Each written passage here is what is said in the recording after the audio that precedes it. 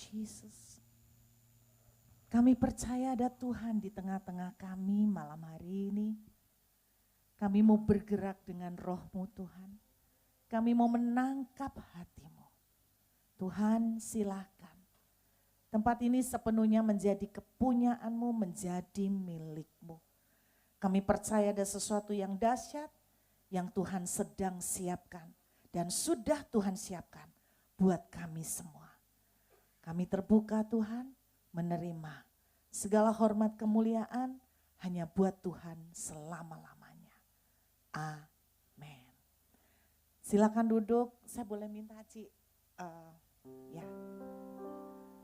Saya percaya malam ini ada sesuatu yang istimewa yang Tuhan taruh di hati saya. Mungkin ada beberapa dari saudara yang datang dari Jakarta juga. Ada yang datang dari Jakarta? Ada? Oh enggak ada, puji Tuhan. Soalnya kalau dari Jakarta saya kasihan gitu kan. Saudara, pada waktu kita menyembah ada sesuatu yang Tuhan letakkan. Saya sebulan yang lalu mendapatkan sebuah rema dari kitab 2 Raja-Raja. Saudara boleh siapkan 2 Raja-Raja pasal 6 yang akan menjadi bacaan kita malam hari ini. 2 Raja-Raja pasal yang ke-6.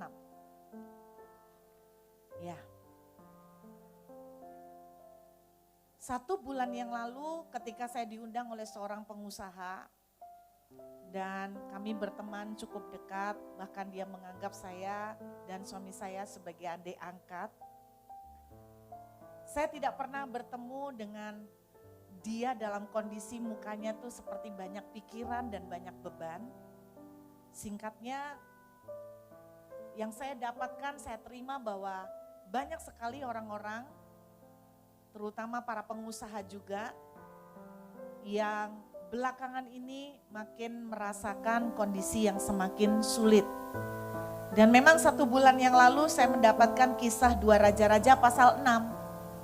Di mana ceritanya waktu itu orang-orang Israel yang ada di daerah Samaria dikepung.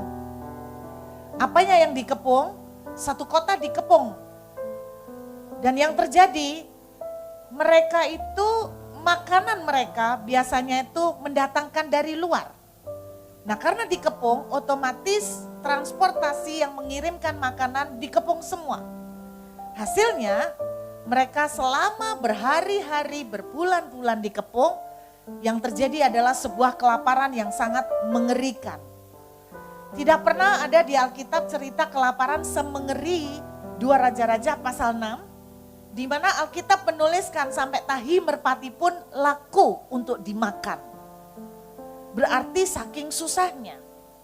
Sampai ada cerita seorang ibu dengan temannya mau berjanji bergantian memakan bayinya. Anda kalau baca ceritanya 2 Raja-Raja pasal 6 mulai dari ayat 24, saudara akan temukan kondisi kelaparannya begitu sangat sulit sekali, sangat parah, sangat sukar. Dan pada waktu saya melihat dan mendengar dari beberapa orang kondisi hari-hari ini sedang sukar. Dan waktu tadi menyembah ada sesuatu yang Tuhan taruh. Kalau Anda baca di Alkitab, 2 Raja-Raja pasal 6 ada sebuah mujizat yang spektakuler Bapak Ibu. Di mana tiba-tiba tentara-tentara musuh yang mengepung, tiba-tiba mendengar suara seperti gemuruh yang sangat ramai, seakan-akan seperti ada ribuan tentara sedang datang mau menyerang mereka. Jadi mereka waktu mendengar suara ini, yang saya percaya memang Tuhan yang bikin mereka berhalusinasi. Dan akhirnya mereka lari ketakutan. Sehingga mereka tidak sempat meng-packing jarahan-jarahan yang mereka rampas dari orang Israel. Bahan makanan yang begitu menumpuk. Tidak bisa sempat mereka bawa. Mereka cuma lari karena ketakutan. Hasilnya seperti nubuatan seorang nabi. Nabi Elisa berkata begini. Besok kamu akan melihat harga makanan akan sangat murah. Jadi ceritanya seperti itu. Tidak pernah diduga dalam sekejap harga makanan menjadi murah karena orang-orang yang mengepung mereka lari terbirit-birit, makanan mereka banyak sekali, hasil penjarahan berapa lama, kemudian dibagikan di tengah-tengah orang Israel, otomatis harganya murah banget, ya kan? Ada satu kabar gembira begini Bapak Ibu, kalau hari ini saudara sedang mengalami satu pergumulan dan kesakitan dan kesusahan, jangan pernah membatasi kuasa Tuhan, karena dalam sekejap Tuhan bisa membalikkan loh, seperti membalikkan telapak tangan. Orang bilang sekarang jual rumah susah, jual properti susah. Anda tidak akan pernah tahu kalau favor Tuhan, tangan Tuhan sudah turun. Maka dalam sekejap jual properti seperti jual kayak kacang goreng saudara. Begitu gampang buat orang itu. Dan saya berdoa ini yang Tuhan akan kerjakan. Tuhan berkata begini pada waktu saya menyembah, sampaikan dulu ke mereka, justru di masa-masa sulit sekarang dan beberapa waktu ke depan masih akan berlanjut masa sulit.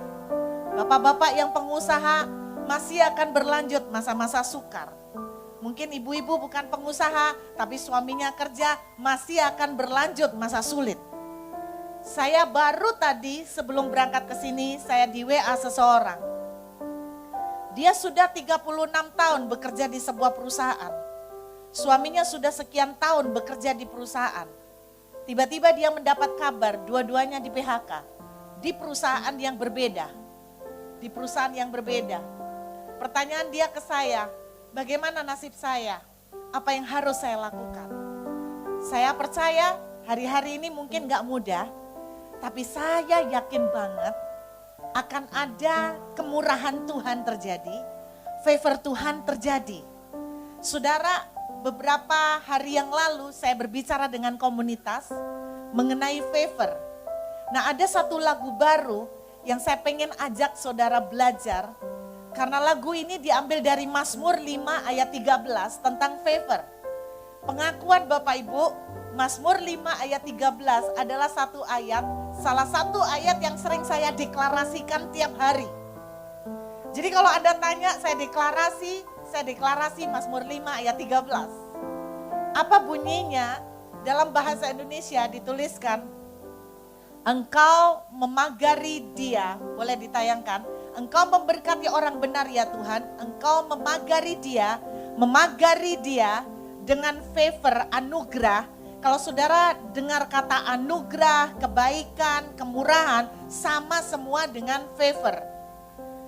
Favor itu apa? Saya terangkan simple sekali. Favor itu begini loh. Tahu kata favorit?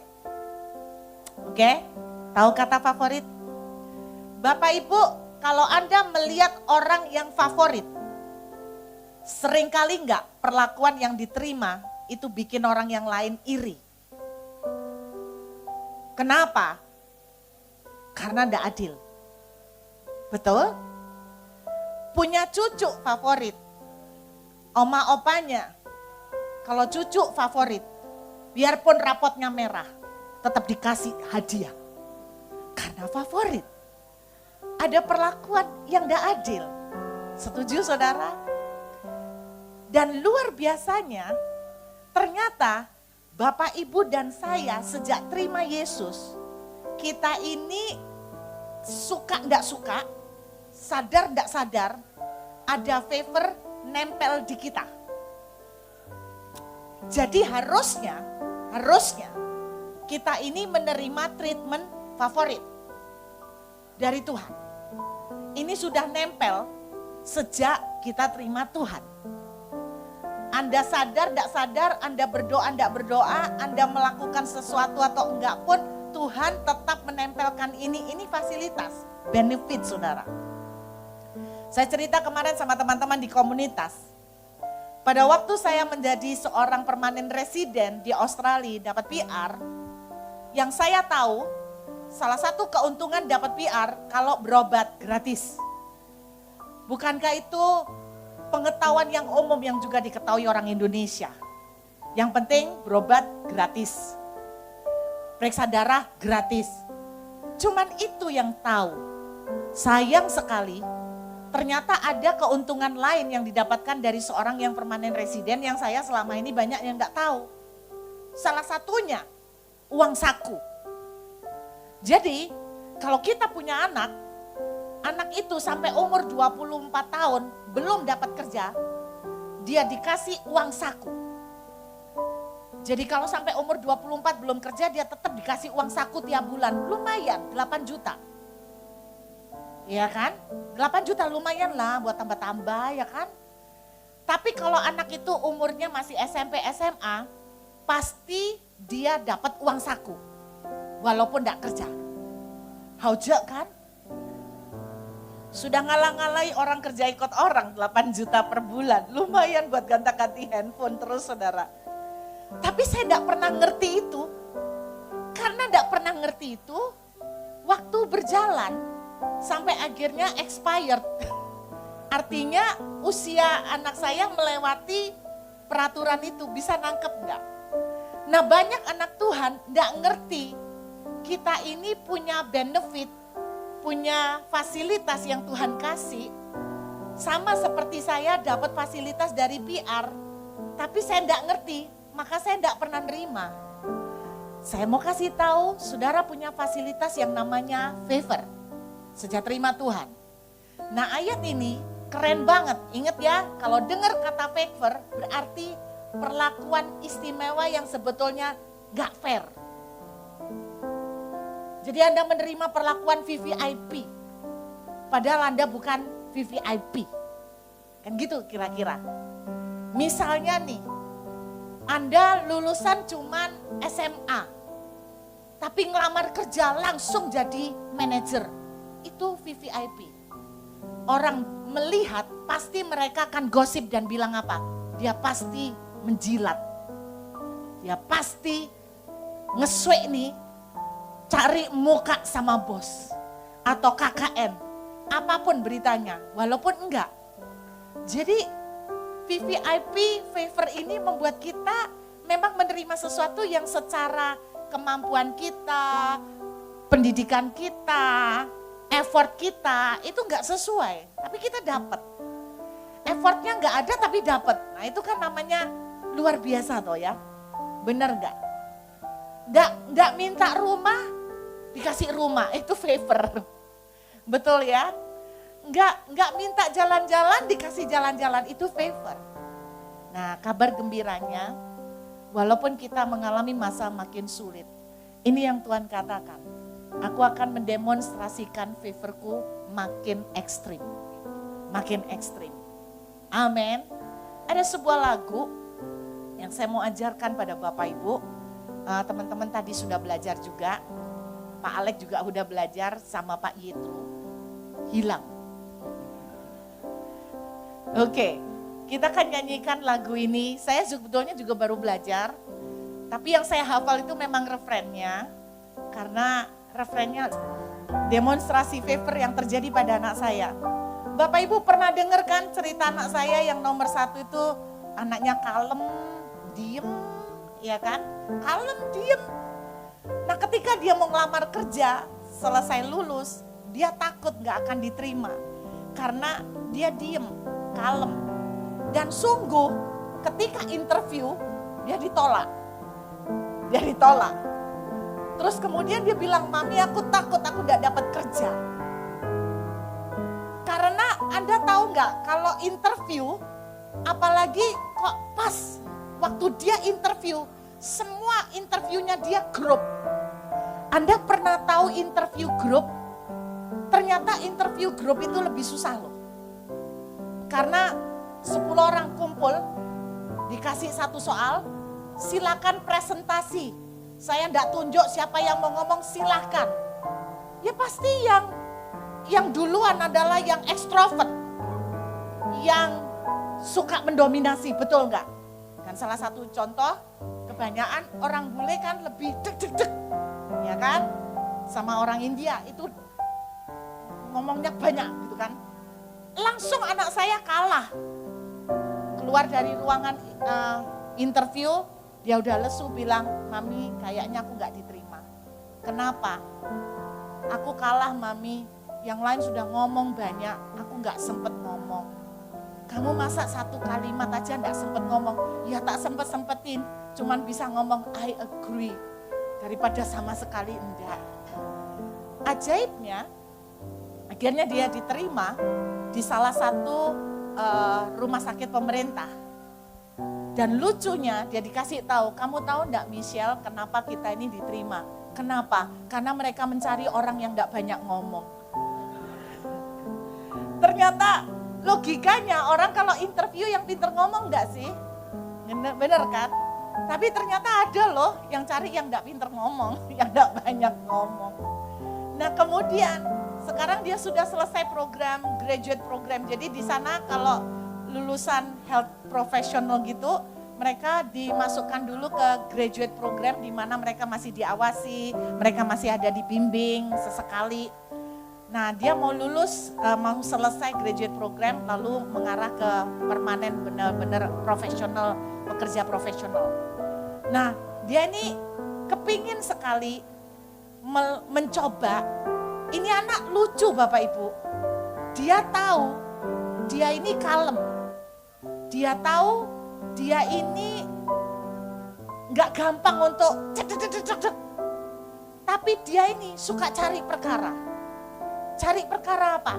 Dia tuh kepingin men-challenge dirinya, sengaja mencoba apply, mendaftar ke emergency department. Di sini namanya UGD. Bapak Ibu tahulah suasana UGD. Kira-kira suasana UGD bisa enggak terima orang yang kalem, Putri Solo, enggak cocok kan? Bener? Terus dia bilang gini, satu sisi aku takut bahwa UGD ini pasti enggak cocok buat aku. Tapi satu sisi aneh Mami, aku tuh kepengen mencoba. Aku tuh pengen menantang diriku supaya keluar dari comfort zone. Nah itu hebatnya dia, keluar dari comfort zone. Mereka disuruh kasih 5 pilihan, 1 sampai 5. Prioritas pertama dia taruh UGD. Karena dia tahu dia pasti tidak keterima. Jadi ya dia pasti tidak keterima, ya udahlah, dia taruh aja di pertama, terus coba-coba. Siapa tahu, yang namanya juga coba.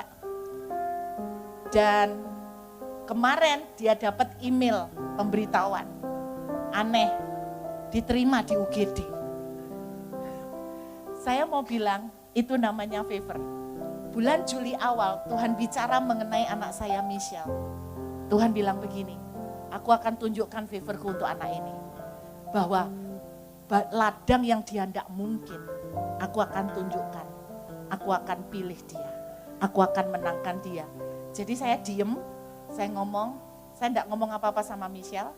Tapi waktu dia dapat email, Mama sudah dapat itu dari awal Juli, kamu akan dudukin di emergency department. Saudara, ini yang akan Tuhan lakukan. Favor akan membuat Anda yang tidak memenuhi syarat jadi masuk. Itu karena favor, bukan karena dia pinter. Favor akan membuat kondisi yang sulit, jual properti susah, tapi Anda sebagai agen properti laris kayak kacang goreng. Amin saudara, itu favor. Kalau ditanya orang, kok bisa kamu laris? Ilmumu kan gak beda sama yang lain. Anda cuma bisa jawab, gak tahu. Aku sendiri gak tahu. Orang tiba-tiba datang, aku cuma mau beli properti lewat kamu. Itu namanya favor. Dan Tuhan mau melakukan favor lebih ekstrim. Amin saudara, kita belajar lagu ini yuk.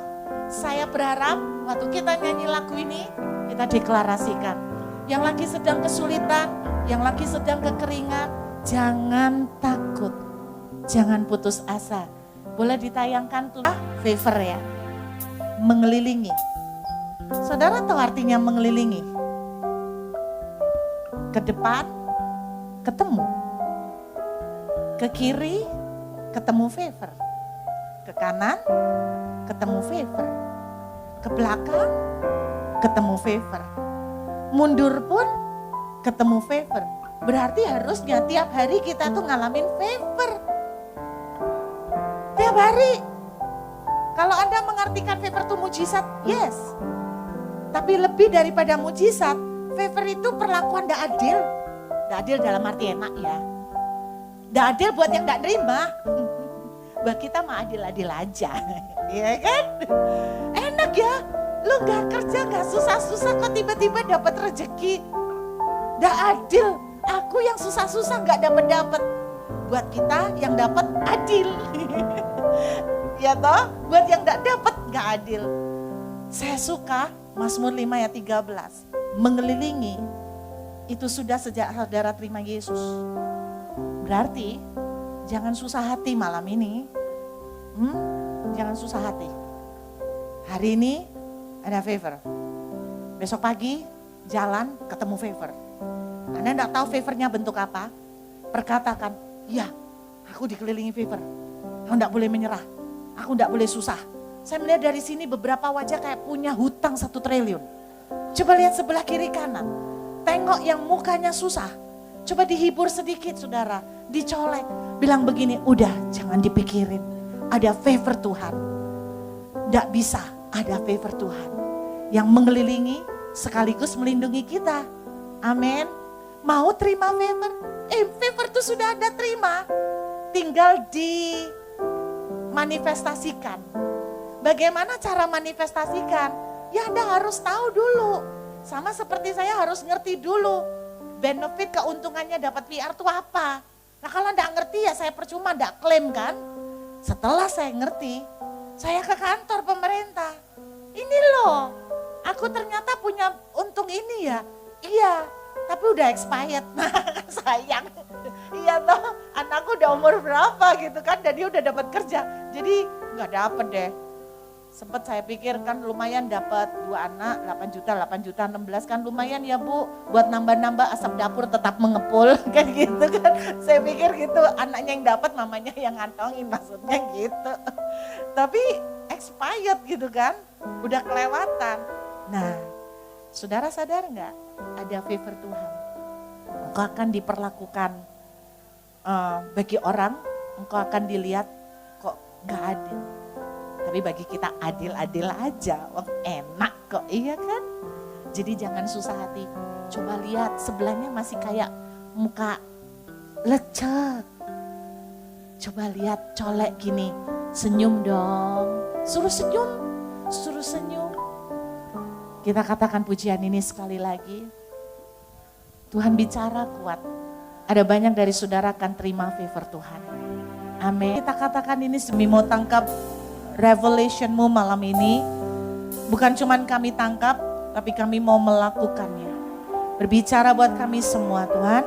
Kami siap untuk terima di dalam nama Yesus. Haleluya. Amin. Saya mau mengambil sebuah kesimpulan dari bacaan 2 Raja-Raja pasal 6 dan 2 Raja-Raja pasal 7. Kita setuju bahwa cerita ini punya background mereka sedang menghadapi krisis, setuju ya? Bahkan krisis dan kesulitan mereka jauh lebih parah dari kita. Sampai tahi ayam, tahi merpati dimakan. Kita nggak sampai begitu ya. Kita kan nggak toh. Sesusah-susahnya kita masih makan yang enak-enak ya kan. Kalau Bandung makanan apa? Masih bisa lah makan bakso tahu ya. Masih bisa lah ya kan. Nggak sampai makan tahi merpati. Saya cuma bayangkan tahi merpati. Kenapa tahi merpati ya? Kok enggak tahi keledai atau tahi apa? Kan binatang tahi kambing. Mungkin saking kurusnya mungkin enggak keluarin tahi kali ya. Saya enggak tahu gimana. Terus kemudian mereka tuh kita sepakat, kita setuju bahwa kondisi mereka lebih susah dan lebih terpuruk dari kita. Oke, ini kabar gembira. Sesusah-susahnya saudara masih ada yang lebih susah. Amin. Kalau yang terpuruk begini aja Tuhan masih bisa tolong, apalagi kita. Tapi yang saya mau ceritakan adalah ada 2 macam reaksi orang pada waktu masa sulit, masa krisis. Nah orang yang pertama adalah seorang yang bernama disebut oleh Alkitab perwira. Jadi kita gak pernah tahu namanya. Alkitab menuliskan dia seorang perwira. Nabi Elisa berkata, tenang, jangan takut. Mungkin kayak saya malam ini ngomong gini, tenang saudara, akan ada favor Tuhan terjadi didemonstrasikan ekstrim. Nah, Ada dua macam reaksi orang. Yang pertama reaksi perwira. Waktu dengar Nabi Elisa berbicara begitu, perwira ini bilang begini, mana mungkin, hitungannya nggak masuk. Pak, gimana ceritanya harga makanan bisa murah? Kalaupun Tuhan bisa membukakan langit, nggak mungkin. Ini reaksi pertama. Perwira ini adalah orang pertama loh. Orang pertama yang dengar pewahyuan Tuhan. Yang dengar bocoran dari surga. Saudara, kalau kita dapat bocoran dari surga, itu sebetulnya hoki loh. Perkara cocok gak cocok itu urusan kedua. Apalagi kalau bocorannya bagus-bagus, aminkan saja saudara ya. Kalau dapat bocoran dari surga itu hoki loh, hoki. Kenapa? Coba bayangkan Bapak Ibu kalau Anda dapat bocoran begini. Nak, sebentar lagi akan perang. Saya punya teman, surga dia yang pertama kali dengar loh. Jadi yang pertama kali dengar Nabi Elisa itu ngomong bukan ke rakyat loh, ke raja sama perwira. Jadi orang pertama yang dengar. Tapi dia bilang gak mungkin. Kenapa? Karena pinter. Karena otaknya pinter. Perwira itu kan pasti pinter dong. Sudah jadi perwira pasti pinter. Berpendidikan. Bersyukurlah kadang-kadang yang menerima warisan surga orang yang kurang pintar. Jadi saya dalam hidup saya mengalami banyak favor. Berarti saya ini kurang pinter Pak. Haleluya, yes. Tuhan memilih orang bodoh katanya gitu kan. Soalnya kalau pinter-pinter, kepinteran. Oh iya kan? Kalau Bapak tak kasih tahu Pak, abis ini ada favor melimpah Pak. Properti gampang Pak, gampang. Bapak kan bilang gini, dia siapa? Wong gak ngerti properti, anak aja tinggal ngomong. Bisa aja loh, karena Anda punya pengalaman. Ini reaksi pertama. Orang ini dapat privilege, keistimewaan, dapat bocoran Tuhan. Tapi dia enggak percaya. Oke. Nah, reaksi yang kedua, 4 orang kusta. 4 orang kusta tidak tinggal di dalam kota. Jadi mereka satu Samaria diblok kan? Diblok. 4 orang kusta di luar Samaria. Kenapa mereka di luar? Karena mereka kusta. Tradisi dulu orang kusta najis. Jadi dikeluarkan dari masyarakat. Tapi mereka lah yang ketemu kelimpahan dari orang musuh-musuh ini. Orang pertama yang nerima rezeki itu 4 orang kusta. Jadi yang ketemu favor pertama, favor Tuhan yang lebih besar terjadi buat kamu. Loh kalau tidak ada 4 orang kusta ini yang di dalam kota matilah. Nggak pernah tahu di perkampuran orang Arab ada banyak makanan. Jadi positifnya kalau hari ini sedang ada yang dikeluarkan, haleluya. Ada nggak yang di PHK? Boleh angkat tangan kalau tidak takut, kalau tidak malu. Ada yang di PHK, proyeknya di-cut, dikeluarkan, dicampakkan. Ada yang enggak? Haleluya. Itu berarti siap-siap Anda golongan 4 orang kusta. Tak apa. 4 orang kusta dikeluarkan karena kusta. Anda mungkin dikeluarkan karena dianggap kusta. Tapi sisi positifnya, Anda adalah orang pertama yang akan mengalami favor Tuhan. Oh iya dong, iya kan? 4 orang kusta ini tidak dengar bocoran surga. Enggak tahu, mereka enggak tahu. Dan banyak dari kita masuk jenis yang kedua ini. Yang enggak ngerti pewahyuan Tuhan. Saudara pernah dapat pewahyuan, nak jualah propertimu segera. Nak belilah emas, nak jualah emas. Kalau dapat gitu enak ya Pak ya. Ya Pak ya, ya. Nak sekarang beli dolar, beli. Sungguhan naik. Burut gak ikut? Enggak, aku gak dapat bocoran. Bocorannya malah buat orang lain. Kan repot ya toh.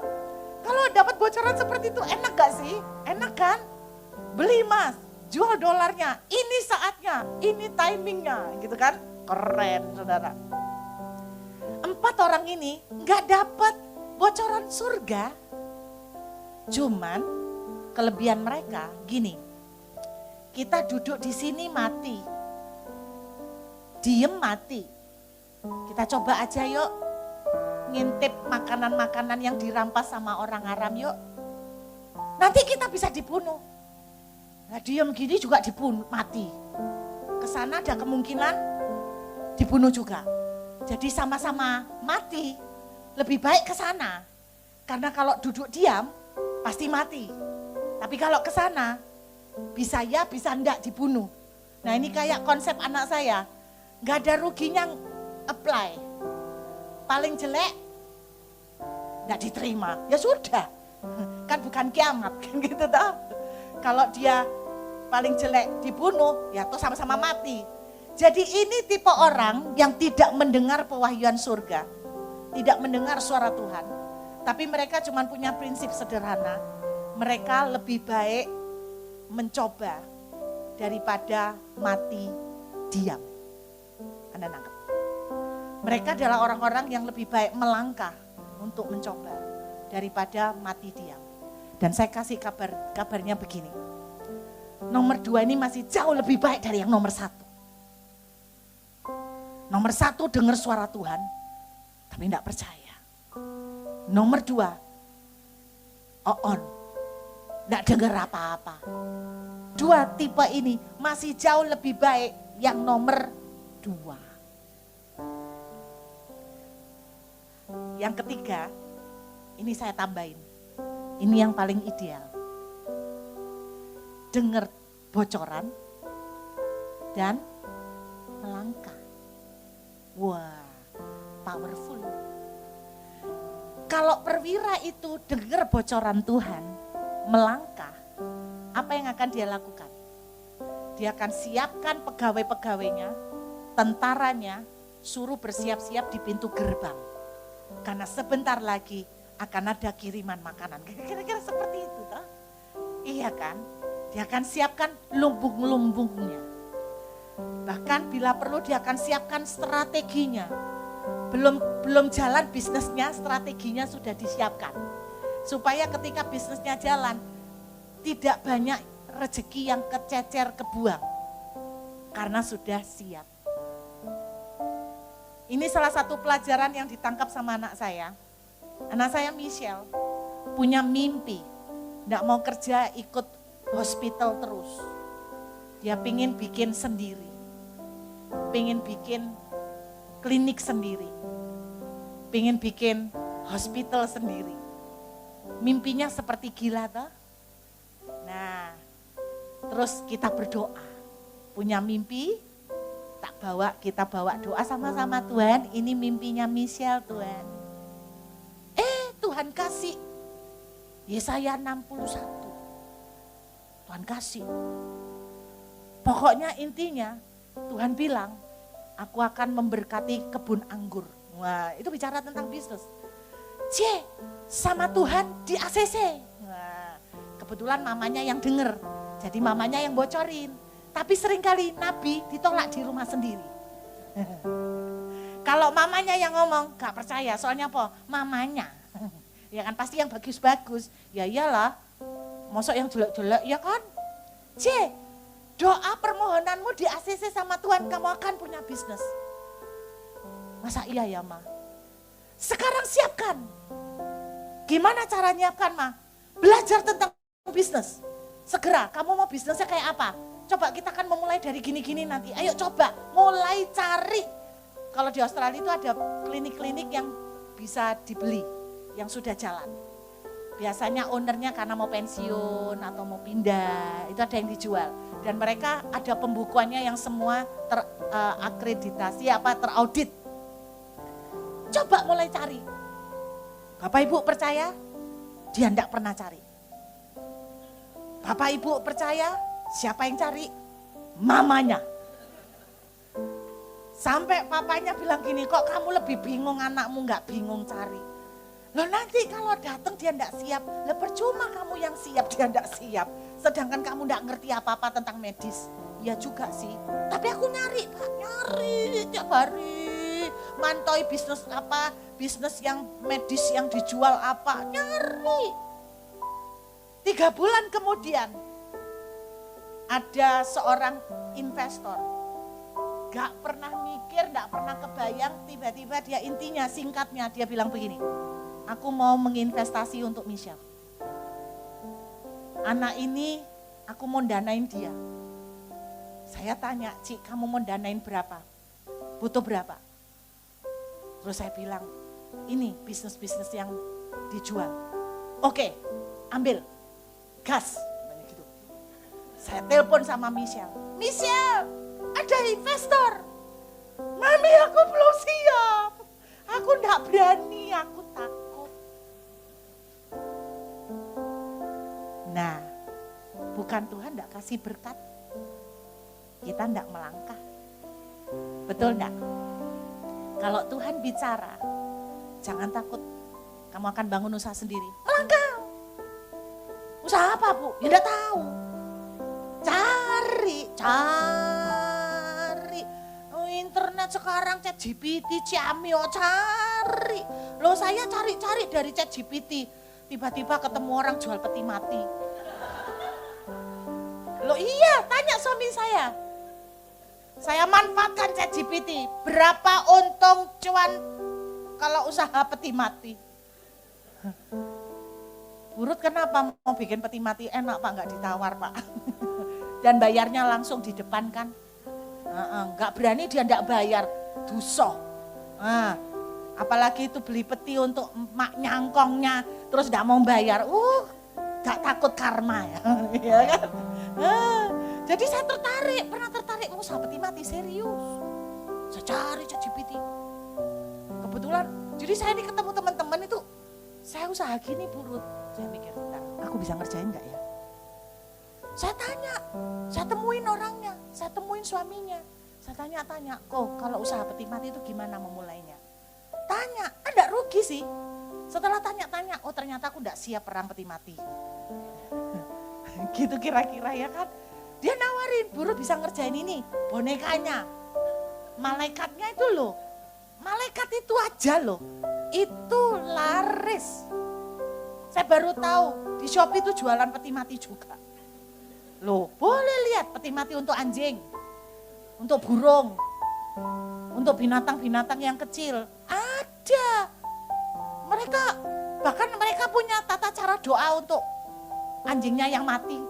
Baru ngerti saya. Pelajarin. Jadi melangkah. Ini kombinasi yang paling bagus. Hari ini Anda mendengar, saya menyampaikan, akan terjadi demonstrasi favor Tuhan. Saya berharap tiru langkahnya 4 orang kusta. Melangkah aja. Bapak Ibu pasti tidak percaya toh? Saya ini sekarang ngambil kursus. Burut kursus. Bukan bahasa Ibrani Yunani. Kursus apa? AI. Wow. Anda langsung, justru saya tuh mau bilang sama Anda yang gak belajar itu bahaya. Gitu loh. Saya belajar.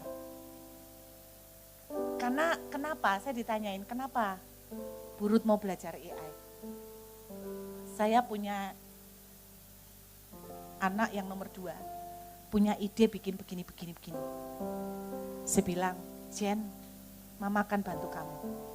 Bantunya bukan duit. Bantunya mamanya belajar AI. Serius. Jadi Anda lihat, saya melangkah.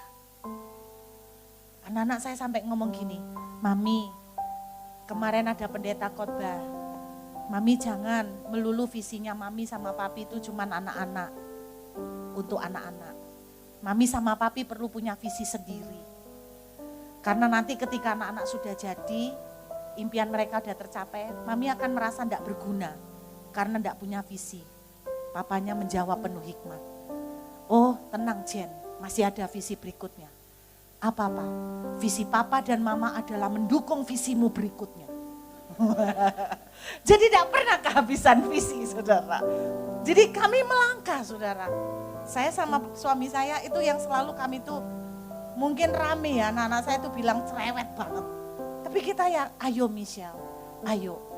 kamu mulai gini, kamu mulai gini, kamu mulai gini.